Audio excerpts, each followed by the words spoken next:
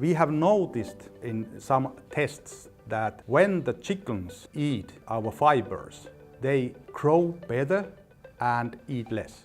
So it gives indication that they feel good. Aaltocell is new innovation which can produce microcrystalline cellulose in a sustainable way. The product is old, but the process is new. The product was invented during the 50s and 60s. And at the same time, when we realized that we have invented the MCC, MCC stands for microcrystalline cellulose. but we also noticed that we have to develop new products which are totally new than traditional forest sector or traditional medicine and pharmaceutical sector. We have done practical tests with 500 chickens 2 times and all results are very clear.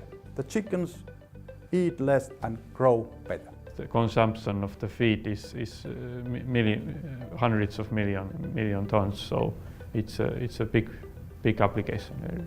For me, the exciting thing is just the way that we can replace the plastics in these food packaging products and so on.